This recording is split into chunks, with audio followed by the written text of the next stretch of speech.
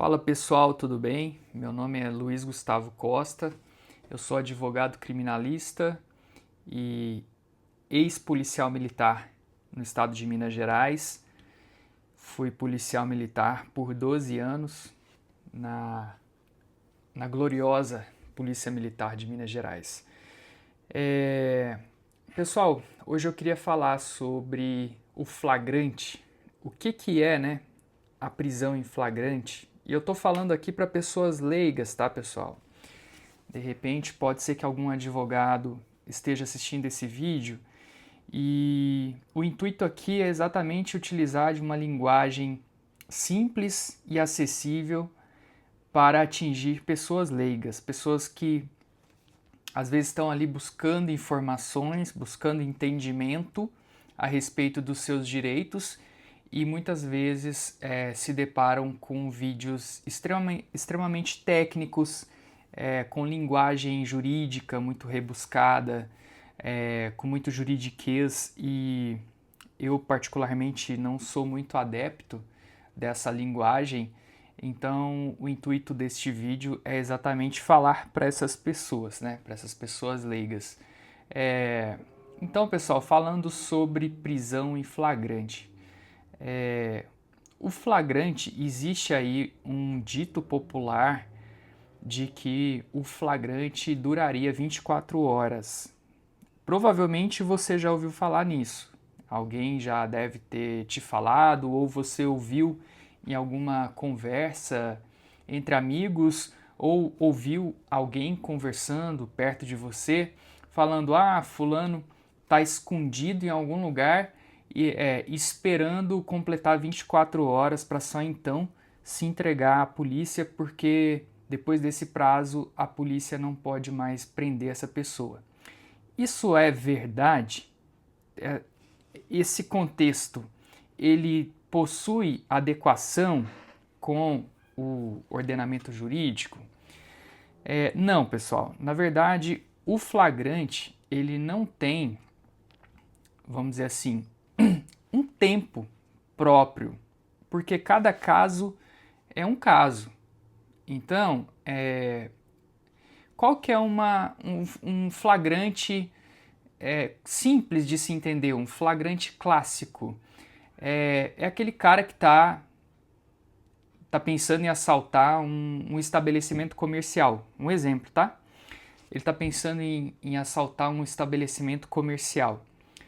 E aí ele arquiteta na cabeça dele os planos, pega uma arma de fogo, pega uma condução, seja uma motocicleta, seja um veículo, chama outras pessoas, ou então ele pode ir sozinho. E aí ele chega na padaria, um exemplo, uma padaria, chega no caixa, anuncia o assalto e tão logo ele sai do estabelecimento com o dinheiro no bolso, um exemplo, né, no bolso ou debaixo da camisa, da calça, enfim, o dinheiro escondido, tá passando uma viatura policial que acha aquele contexto muito estranho, aborda esse cidadão, vê que ele está ali com muito dinheiro em espécie, escondido, né, entre as vestes. De repente acha até a arma de fogo que ele utilizou no crime e ele só de estar portando a arma de fogo ele já poderia ser preso em flagrante. Mas nesse caso a gente está usando o exemplo da padaria, né? Então, assim que a polícia captura esse indivíduo, podemos dizer que ele foi capturado ou preso em flagrante.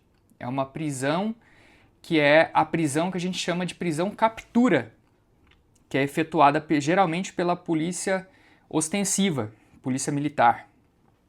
E aí, esse seria o flagrante que duraria ali cerca de segundos ou minutos. Ele é pego imediatamente após a prática do ato criminoso, né? Depois a polícia faz ali os procedimentos de praxe, encaminha ele para fazer o boletim de ocorrência, encaminha para fazer exame de corpo de delito e, por fim, o desfecho da ocorrência se dá perante a autoridade policial, na delegacia de polícia, onde o delegado ele ratifica ou não a prisão, porque se ele vislumbrar alguma ilegalidade policial, ele pode simplesmente não ratificar o flagrante, né? Mas geralmente o que ocorre quase que 100% das vezes é que há essa ratificação, essa confirmação pelo delegado de polícia. Mas o prazo do flagrante, esse exemplo, ele fica fácil de entender, porque a viatura ela passou bem na hora que o cidadão estava ali assaltando o estabelecimento comercial. Então, fica muito fácil entender. Mas suponhamos que esse cidadão ele assalte a padaria, ele subtraia uma quantia, e vamos imaginar uma quantia bem alta aí, 10 mil reais, um exemplo. Vamos supor que ele saiba onde está uma quantia maior ali, escondida em algum canto, em algum, enfim, em algum arquivo, e ele consegue obter essa quantia mais alta. Então ele pega essa quantia e aí ele consegue se evadir do local.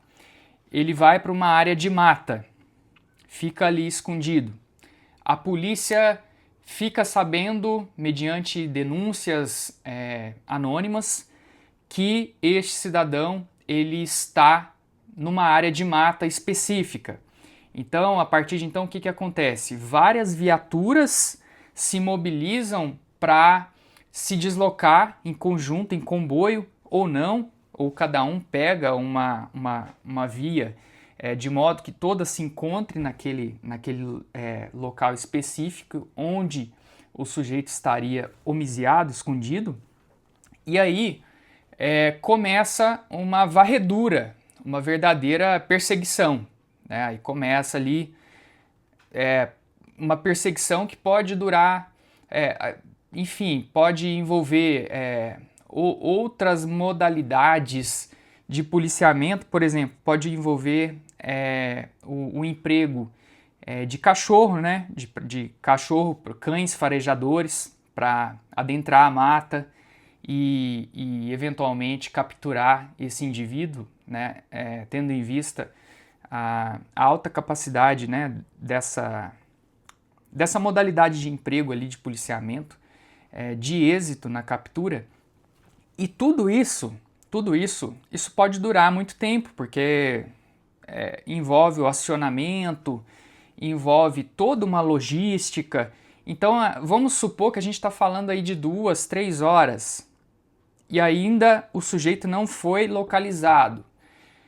Pode ser, pessoal, pode ser que esse sujeito não seja localizado no mesmo dia, mas o flagrante ele ainda se mantém ativo. O fio condutor, vamos dizer assim, do flagrante não se arrebentou, tá? Então ele ainda está em flagrante enquanto a polícia, o policiamento estiver todo empregado com a finalidade específica de capturar esse sujeito, tá? Então pode ser que um flagrante ele dure aí 2, 3 dias ou até uma semana? Sim, pode ser. Pode ser, mas tem que ficar comprovado que a operação policial dirigida à finalidade ali de capturar esse sujeito, ela não pode ser interrompida de maneira nenhuma, ela tem que ser contínua. Pode até ser que, por exemplo, dê ali o horário de uma guarnição sair de serviço para que outra entre de serviço, mas essa rendição, vamos dizer assim, essa troca de policiamento, ela deve se dar de uma maneira muito ostensiva, ainda no decorrer da captura no ambiente da captura, inclusive, porque se as viaturas simplesmente se deslocam todas para o quartel para fazer a troca de policiamento, por exemplo, aí o sujeito, a gente já pode dizer que não houve, ali houve um rompimento do flagrante porque há uma interrupção na captura, né, na perseguição. Então essa perseguição ela tem que ficar muito bem caracterizada, porque se ficar comprovado que houve um rompimento nesse nexo, vamos dizer assim,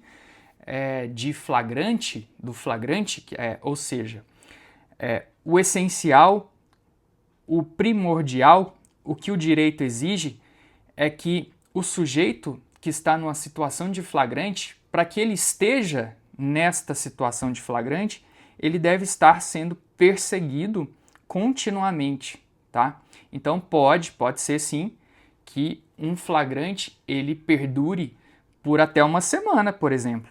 Pode ser que uma pessoa esteja homiziada numa mata, como foi o exemplo, ou um grupo de pessoas. Acontece muito, pelo menos na minha prática, quando eu era policial militar, de quadrilhas especializadas em assalto a banco se aproveitarem ali do período noturno, geralmente madrugada, para efetuarem explosões de caixa eletrônico.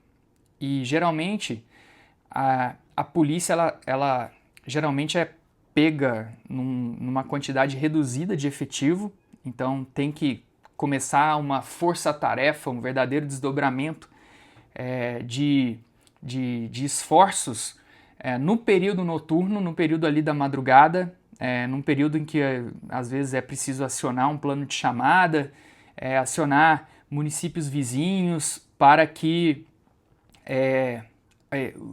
se forme ali um efetivo mais robusto e o corpo policial ele de certa forma, ele tenha robustez ali para fazer frente a essa quadrilha, né? Seja em termos de supremacia de força mesmo, de quantidade de policiais e de potencialidade de armamento, seja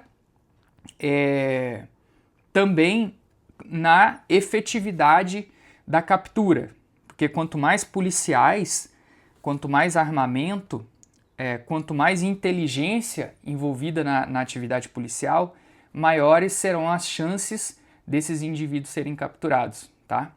Então é isso, mais ou menos por aí.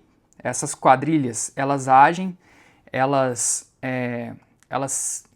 adentram em matas, geralmente elas estudam o cenário do crime muito tempo antes, eles fazem todo um estudo da área, do batalhão, do efetivo policial, da quantidade de habitantes, dos pontos sensíveis, vulneráveis, que eles possam, de certa forma, ocupar sem muita preocupação.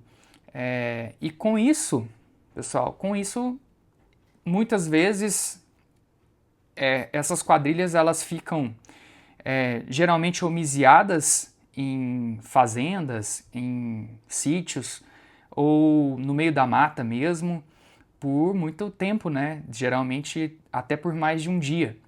E isso faz com que o policiamento ele seja direcionado muitas vezes para essa finalidade específica de prender essas pessoas. Então, enquanto tiver policiamento empregado na prisão dessas pessoas, com o objetivo de capturar essas pessoas, haverá flagrante. Essas pessoas estarão no chamado flagrante delito.